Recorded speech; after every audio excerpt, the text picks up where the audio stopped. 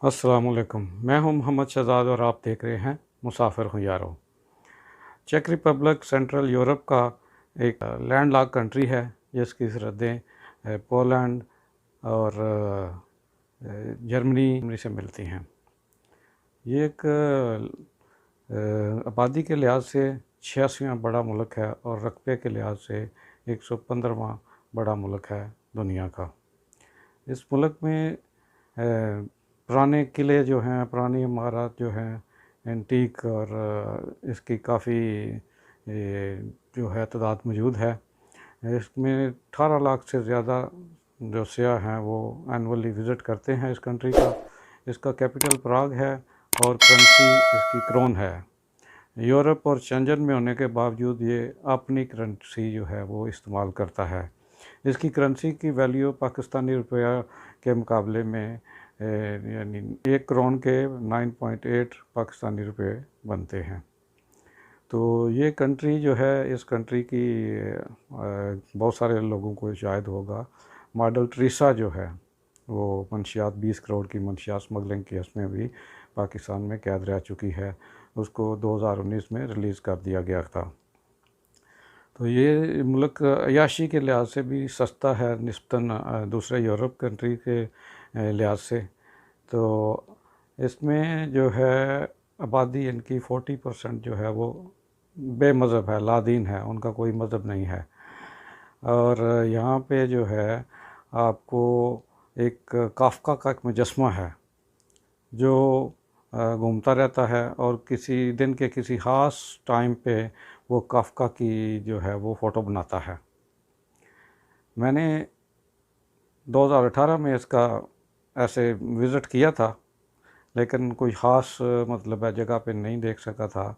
तो 2020 में मैंने इसका जो है दोबारा वीज़ा लिया था, लेकिन उस वक़्त कोरोना आ गया था, तो कोरोना की वजह से जो मैं ट्रैवल नहीं कर सका था कि इसलिए कि कहीं वहाँ जाके स्टक ना हो जाऊँ और पीछे जॉब के मामलात जो हैं वो भी जो है स्टेक पे आ जाएं। इसलिए मैंने वो वीज़ा छोड़ दिया था। वो यूरोप का मेरा ख़्याल है वही या नीदरलैंड का एक वीज़ा था।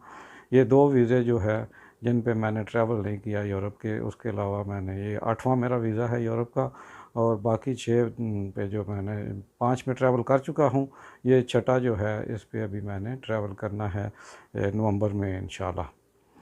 तो ये अभी रिसेंटली आप ये देख सकते हैं, ये थर्सडे को ही इशू हुआ है वीज़ा मेरा, 24 अगस्त को।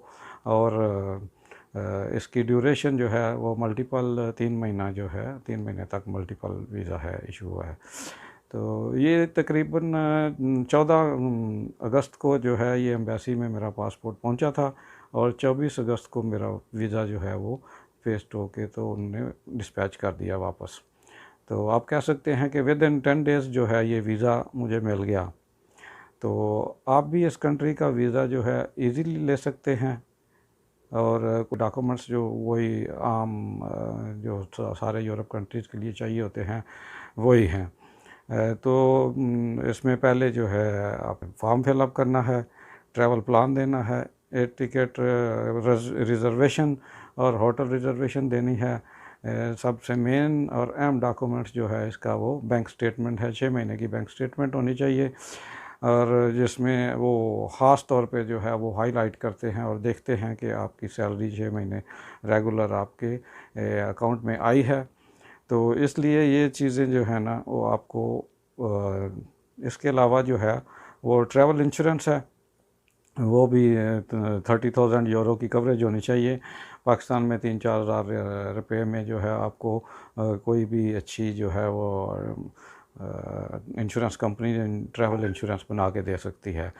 तो इसके अलावा जो है आपके अगर आपके पास डॉक्यूमेंट्स हैं कुछ प्रॉपर्टी के, आपके नाम पे कोई गाड़ी वगैरह है, तो वो भी आप उसके रजिस्ट्रेशन उसका जो है डॉक्यूमेंट्स उसके साथ लगा सकते हैं ताकि आपका जो है आपके कंट्रीज़ के साथ आपकी टाइज़ जो हैं वो ज़्यादा मजबूत शो करें।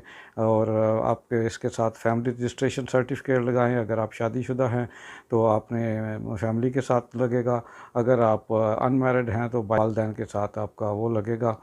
तो यही आम डॉक्यूमेंट्स हैं। एक फ़ोटो लगेगी जो 35-45 मिलीमीटर के साइज़ की जो होगी, वो हर एक फ़ोटो स्टूडियो वाले को पता है। वैसे वो कैमरे पे फ़ोटो लेते हैं, फिंगरप्रिंट लेते हैं। बहुत सारे लोग जो हैं ना, वो आजकल फेसबुक पे भी ये चला रहे हैं कि हम आपको जी यूरोप का वीज़ा लेके, शेंगन का वीज़ा लेके देते हैं, बगैर पैसों के लेके देते हैं, आप सिर्फ पासपोर्ट दें और 1 महीने का टाइम लेते हैं। लेकिन मुझे ये समझ नहीं आती। मैंने 8 दफ़ा ये यूरोप का वीज़ा लिया है और हर दफ़ा जाके ख़ुद पर्सनली फ़िंगरप्रिंट दिए हैं। एम्बेसी में कभी भी नहीं गया हूँ। एक एजेंसी है वहाँ VFS, वहाँ पे जाके आपको अपने डॉक्यूमेंट सबमिट करने पड़ते हैं। वो ईच एंड एवरी डॉक्यूमेंट आपका चेक करते हैं, वेरीफाई करते हैं, उसके बाद वो एम्बेसी को फॉरवर्ड करते हैं। तो अगर आप सऊदी अरब में हैं, मैंने वैसे ये सऊदी अरब से वीज़ा लिया है, तो इसके लिए आपको जो है आपका एक रेजिडेंसी परमिट जो है उसकी ट्रांसलेशन भी इंग्लिश ट्रांसलेशन चाहिए। तो बाकी और नॉर्मल डॉक्यूमेंट्स हैं, उसमें कुछ जो है वो ख़ास नहीं है। आप अगर कंपनी में काम कर रहे हैं तो कंपनी का जो है वो लेटर होना चाहिए, ये बंदा हमारे पास इतने अरसे से काम कर रहा है, इसकी ये पोजीशन है, ये इसकी सैलरी है, ये इसकी अप्रूव्ड लीव है और ये अपनी लीव के लिए जा रहा है, अपने घूमने के लिए जा रहा है और वापस आके ये हमारे साथ काम करेगा।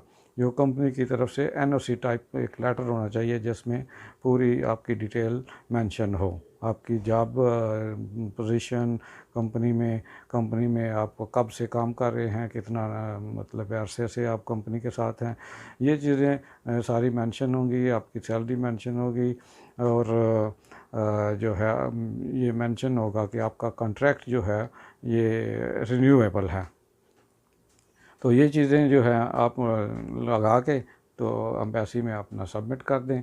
वो मिनिमम फ़ीस है उसकी, यहाँ पे अगर देखें तो टोटल जो है वो 362 रियाल, 362 रियाल यहाँ पे लेते हैं VFS वाले, और कोई 94 रियाल जो है आपको अपॉइंटमेंट के पे करने पड़ते हैं। तो ये चीज़ें जो हैं आप करके तो तकरीबन आप कह लें कोई 500 रियाल से कम में आपको जो है वो ये वीज़ा मिल जाता है। उस हिसाब से अगर देखें तो आजकल के रेट के हिसाब से पाकिस्तान में ये 26-27 हज़ार रुपये बनते हैं। वहाँ पे भी डॉक्यूमेंट आलमोस्ट सेम ही हैं। अगर वहाँ पे भी आप किसी कंपनी में काम करते हैं तो वो आपको जो है वो देना पड़ेगा कंपनी का लेटर और 6 महीने की सैलरी स्लिप्स देनी पड़ेगी और एंडिंग बैलेंस आपका जो है ना वो 8-10 लाख होना चाहिए। तो रेगुलर सैलरी आपकी जो आपके अकाउंट में आनी चाहिए। तो जितनी अच्छी सैलरी होगी वो उसी हिसाब से उसको वैल्यूएट करेंगे, आपको वीज़े को आपको वीज़ा देते हुए ये चीज़ कंसिडर करेंगे। अगर आपकी सैलरी जो है 30-40 हज़ार है तो फिर मुश्किल है, क्योंकि वो वीज़ा ऑफिसर ये समझेगा कि ये बंदा जो अगर इसको हम वीज़ा देते हैं तो ये कैसे 30-40 हज़ार में तो आप अपना घर को मेंटेन नहीं कर सकते, तो आप घूमने कैसे जाएंगे, आपके पास ये पैसे वैसे जो है आपका बैलेंस कैसे होगा। तो ये चीज़ें कंसिडर करता है। अगर आपकी सैलरी 1 लाख प्लस है तो फिर आपके चांसेस जो है वो अच्छे होंगे, वहाँ से आपको इजी जो है, या आपकी ट्रैवल हिस्ट्री अगर है तो फिर आपके बैलेंस अगर कम भी है, सैलरी कम भी है, तो फिर भी आपके चांसेस हो सकते हैं, क्योंकि वो देखेगा कि बंदा पहले भी जाता रहता है तो इसको वीज़ा देने में इशू नहीं है। तो ये चीज़ें हैं, ये आप सबमिट करेंगे तो मैक्सिमम विद इन 15 डेज़ आपको जो है इंशाल्लाह वीज़ा मिल जाएगा। तो और कोई आपका क्वेश्चन हो तो आप पूछ सकते हैं। यूरोप में ये वीज़ा देने वाले कंट्रीज़ में टॉप 5 कंट्रीज़ में आप कह लें ये है, शामिल है। तो आप इसका वीज़ा इजीली ले सकते हैं। आपने बगैर किसी एजेंट को लाखों रुपए दिए आप ख़ुद प्रोसेस करें। अगर मेरी हेल्प की ज़रूरत है तो मैं इंशाल्लाह हाज़िर हूँ।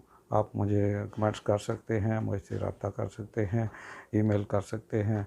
मैं आपको इस डिटेल भी दे दूँगा, इसकी जो है वो वेबसाइट का एड्रेस भी दे दूँगा, एम्बेसी का एड्रेस भी दे दूँगा। आप जो है अपना वीज़ा ख़ुद प्रोसेस कर सकते हैं और एजेंटों से बचें, ख़ुद प्रोसेस करें आगे आपको एक्सपीरियंस हो, आपको पता चले कौन से जो है स्टेप आप करेंगे तो आपको वीज़ा मिलेगा। तो दुआओं में याद रखें, तो चैनल को लाइक और सब्सक्राइब कर दें ताकि मेरी अगली आने वाली वीडियोस भी आपको मिल जाएं। मेरा ख्याल है बहुत सारे दोस्तों को शायद जो यूट्यूब पे नहीं देखते, इसको मोबाइल पे देखते हैं, उनको सब्सक्राइब का शायद नहीं आइडिया। तो आप जहाँ पे वीडियो के राइट साइड पे आपको यूट्यूब का साइन नज़र आएगा, उस पर आप क्लिक करेंगे तो वीडियो जाके यूट्यूब पे खुलेगी। यूट्यूब पे खुलेगी तो आपको नीचे राइट हैंड पे सब्सक्राइब का रेड कलर में सब्सक्राइब का एक टैग मिलेगा, टैब मिलेगा, बटन मिलेगा। उस पर क्लिक करेंगे तो सब्सक्राइब हो जाएगा। तो आपका कोई नुकसान नहीं होगा, लेकिन मुझे उससे कुछ थोड़ा बेनिफिट हो सकता है और आपको मेरी आइंदा आने वाली वीडियोस जो हैं वो डायरेक्ट मिल जाया करेंगी सबसे पहले। तो दुआ में याद रखें। तो मिलते हैं एक नई वीडियो के साथ। अल्लाह हाफ़िज़, अस्सलाम वालेकुम।